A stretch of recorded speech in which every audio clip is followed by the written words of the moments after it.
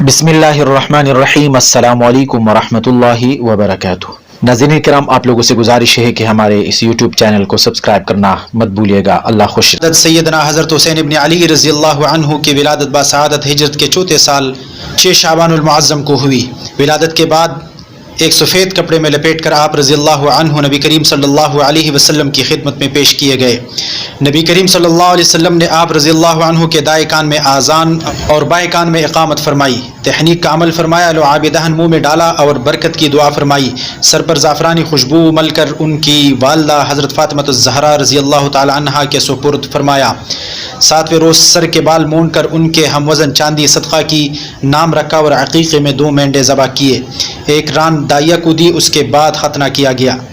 آپ صلی اللہ علیہ وسلم کے حضرت حسین رضی اللہ عنہ کا نام رکھنے کا بیان۔ ہانی ابن ہانی حضرت علی رضی اللہ تعالیٰ عنہ سے روایت فرماتے ہیں کہ حضرت علی رضی اللہ عنہ نے فرمایا، جب حسن پیدا ہوئے تو میں نے ان کا نام حرب رکھا۔ اتنے میں آپ صلی اللہ علیہ وسلم تشریف لائے اور فرمایا، مجھے میرا بیٹا دکھاؤ، تم نے ان کا نام کیا تجویز کیا ہے؟ حضرت علی رضی اللہ عنہ فرماتے ہیں کہ میں نے عرض کیا، ہم نے ان کا نام حرب رکھا ہے، تو آپ صلی اللہ علیہ وسلم نے فرمایا، نہیں حرب نہیں، یہ تو حسن ہے۔ اسی طرح جب حسین رضی اللہ عنہ کی ولادت ہوئی تو میں نے ان کا نام حرب رکھ دیا۔ آپ صلی اللہ علیہ وسلم تشریف لائے اور فرمایا، میرا لختی جگر مجھے دکھاؤ، کیا نام رکھا ہے اس کا تم نے؟ میں نے عرض کیا حرب۔ آپ صلی اللہ علیہ وسلم نے فرمایا، نہیں حرب نہیں، یہ تو حسین ہے۔ حضرت علی رضی اللہ عنہ فرماتے ہیں کہ جب تیسرے بچے کی ولادت ہوئی تو میں نے اس کا نام پھر حرب رکھ دیا۔ چنانچہ آپ صلی اللہ علیہ وسلم تشریف لائے اور وہی گفتگو فرمائی کہ میرا جگر پارا مجھے دکھاؤ، تم نے اس کا نام کیا رکھا ہے؟ حضرت علی رضی اللہ عنہ عرض کرتے ہیں کہ اس کا نام حرب تجویز کیا ہے۔ اس پر آپ صلی اللہ علیہ وسلم نے فرمایا، نہیں حرب نہیں، یہ تو محسن ہے۔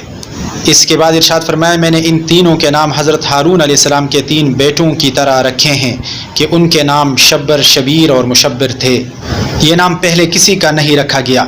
ابن العربی حضرت فضل سے روایت کرتے ہیں کہ انہوں نے فرمایا کہ اللہ تعالیٰ نے ان دونوں ناموں کو پردہ غیب میں رکھا، حتیٰ کہ سب سے پہلے آپ صلی اللہ علیہ وسلم نے اپنے جگر پارو حسن و حسین رضی اللہ تعالیٰ عنہما کے لیے یہ نام تجویز فرمائے۔